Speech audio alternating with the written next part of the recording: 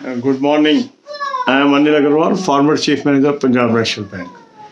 Now multiple exams are ahead and many candidates are asking, Sir, should I go for SBI PO? Should I go for IBPS PO?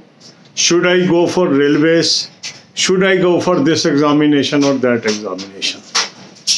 Sometimes the date of exams are very close and sometimes the date is same. Now to understand the philosophy, let's take an example. In January 2019, Railways invited the applications for various posts. Have they got the job? Answer is before you.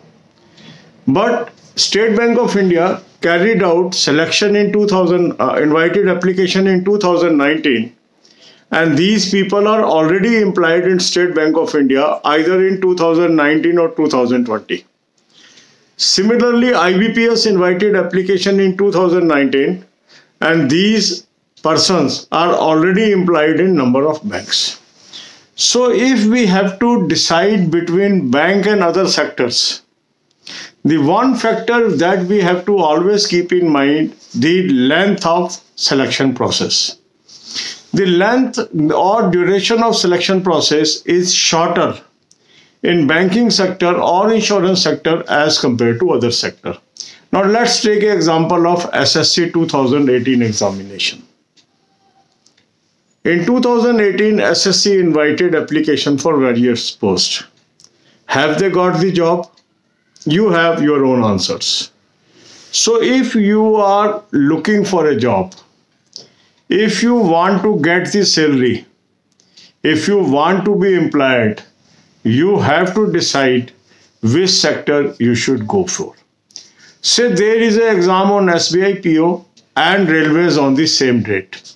Now I have to decide which one I should go. Besides the job profile, besides everything, SBI PO final selection may happen in 2021 itself. But in case of railways, it may so happen that by December 2021, even phase second may not be over. So this will decide, are you in hurry to get a job, or you can wait for indefinite period for a job. That will determine which exam you should prefer. Because in my eyes, getting a job at earliest should be your priority, because once you are employed, then you have enough time to go for those examinations. Those are your dream jobs. But if you are unemployed, people may tease you. You are not getting money. You are at economically uncomfortable position. Some of you may not be able to meet your basic expenses. So once you have to decide between various examinations, the time period that will be taken to get the job should be one criteria instead of discussing all other aspects. And that's why I always advocate for banking and insurance exams. Why? Because these are the only two sectors where most of the time entire selection is complete in 1 year. This year, SBI Junior Associate result is late, but still these people will get the job either in January or February. That means at the most 13 to 14 months from the date of their application. Similarly, in the case of RBI assistant also, they may be getting the job between 13 to 14 months. But if we look at other comparable positions, you will find even 24 months from the date of application, people are not getting the job. So choice is yours. I never say go for this job or that job. But yes, if you are unemployed, I think your priority should be where you will get job first. That should be your criteria. If that is the criteria and accordingly you decide, you will be happy lot in long run.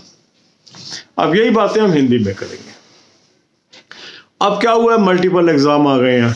अब multiple exam आने से मन में एक दुविधा आ गई है कि सर कौन सा एग्जाम दें, एक ही दिन 2 एग्जाम है, कौन सा एग्जाम दें, कौन सा इंटरव्यू दें. अब किसी का रेलवे का एग्ज़ाम और एसबीआई का एग्ज़ाम क्लैश कर रहा है, किसी का आईबीपीएस पीओ और एसबीआई का एग्ज़ाम क्लैश कर रहा है, किसी का नैनीताल बैंक का इंटरव्यू और एसबीआई पीओ का एग्ज़ाम क्लैश कर रहा है, और किसी का कोई और एग्ज़ाम क्लैश कर रहा है। सबसे पहली चीज़ समझने की यह है कि मान लीजिए आपने 2019 में रेलवेज अप्लाई किया, क्या आपको जॉब मिल गई? नहीं। आपने स्टेट बैंक अप्लाई किया 2019 में, ऑलरेडी उन सब लोगों को 2019 या 2020 में जॉब मिल चुकी है। जिन लोगों ने आईबीपीएस 2019 में अप्लाई किया उनमें से अधिकांश लोगों को जॉब मिल चुकी है, सिर्फ कैनरा बैंक और सेंट्रल बैंक को छोड़कर, वो भी अभी जनवरी में उनको जॉब लग जाएगी। पर जिसने रेलवे अप्लाई किया 2019 जनवरी में, अभी उसका फेज 1 का एग्जाम भी नहीं हुआ। 2021 के अंत तक कहीं जाके उसका फेज 2 का एग्जाम होगा उसके अंदर, और कब उसको नौकरी मिलेगी अभी उसके बारे में कुछ भी क्लैरिटी नहीं है। मगर अगर आप स्टेट बैंक पीओ का एग्जाम दे देते हैं तो बहुत चांसेस हैं कि 2021 के अंदर ही आपको जॉब मिल जाए। तो जो बैंकिंग के एग्जाम्स हैं, जो इंश्योरेंस के एग्जाम्स हैं, उसमें जो सिलेक्शन पीरियड है वो लगभग 1 साल के अंदर अंदर आपको डेट ऑफ एप्लीकेशन से जॉब मिल जाती है। अब हम एसएससी 2018 का केस लें। एसएससी 2018 में अभी तक क्या स्थिति है आपके सामने है। तो कई लोग कंपैरिजन करते हैं, ये बेटर है, वो बेटर है, ये बेटर है, इस जॉब में ये अलाउंसेस है। क्वेश्चन ये, क्या वो मिल गया? बैंक के अंदर वो क्लर्क लग के ऑलरेडी 31,000 रुपये महीना कमा रहा है, मीन्स साल का 4 लाख रुपए कमा रहा है। अगर वो अफसर लग गया बैंक के अंदर तो 50,000 रुपये महीने मतलब 6 लाख रुपए साल के कमा रहा है। अगर उसकी नौकरी 1 साल पहले लग गई तो 6 लाख या 4 लाख रुपए उसने एक्स्ट्रा कमा लिए हैं, और इस नौकरी के साथ साथ वो दूसरे जॉब्स के लिए ट्राई करता रह सकता है। तो हमें ये जरूर मानना चाहिए, यदि हम अनएम्प्लॉयड हैं तो क्या लोग हमें ताने मारते हैं, इकोनॉमिकली हम स्टेबल नहीं है, खर्चे हमारे मीट नहीं हो रहे, तो हमारी क्या प्रायोरिटी होनी चाहिए, कहाँ नौकरी जल्दी मिलेगी? क्योंकि ये नौकरी की कंपैरिजन कि ये ले लें कि वो ले लें, अब उसमें क्या होता है, बहुत अच्छी चीज लेने के चक्कर में कुछ भी ना मिले। हमारे एक प्रोफेसर होते थे, प्रोफेसर क्या हमारे सीनियर थे, जनरल मैनेजर थे, वो कहते थे फर्स्ट डिवीजन आनी नहीं, थर्ड डिवीजन लेनी नहीं, तो पास कैसे होंगे? अब मान लो किसी ने ये ड्रीम किया हुआ है कि ऐश्वर्या राय से शादी करनी है, उससे होनी नहीं, और ऑर्डिनरी लड़की से शादी नहीं करनी, तो शादी कैसे होगी? तो जीवन के अंदर हमें व्यवहारिक होना बहुत जरूरी है। जीवन के अंदर हमें जो चीज मिल रही है उसकी तरफ बढ़ना है, ना कि जो सिर्फ एक इल्यूजन है, मिल नहीं रही है, उसकी तरफ हम अपना वक्त लगाते रहे। बाकी आपकी चॉइस है, मैं किसी को कभी भी ये राय नहीं देता कि ये कर लो वो कर लो, ये आपकी अपनी चॉइस है। पर फैक्ट्स एंड फिगर्स आपको क्या बता रहे हैं? अगर 2019 में आपने बैंक अप्लाई किया होता और बैंक की सीरियस तैयारी की होती तो अभी तक आप नौकरी में होते, 4 लाख या 6 लाख रुपए कमा चुके होते। अगर आप 2018 में आपने एसएससी अप्लाई किया, अभी तक नौकरी नहीं मिली है।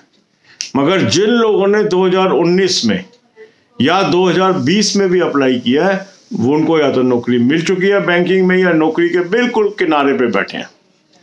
अब आप ये देखेंगे कि जनवरी 2020 में जिसने स्टेट बैंक अप्लाई किया था, लगभग आपका 31 दिसंबर को रिजल्ट उससे पहले आ जाएगा, और उनको जनवरी फरवरी में नौकरी भी लग जाएगी। पर अगर आप देखें कोई भी 2020 का कोई और एप्लीकेशन हो जिसको नौकरी लगी हो, बहुत कम सेक्टर्स हैं, तो कितनी जल्दी नौकरी लगेगी, कब से तनख्वाह मिलेगी, ये भी आपका एक फैक्टर होना चाहिए। इसके आधार पर डिसीजन लीजिए, मेरे हिसाब से वो अच्छा रहेगा। God bless you all.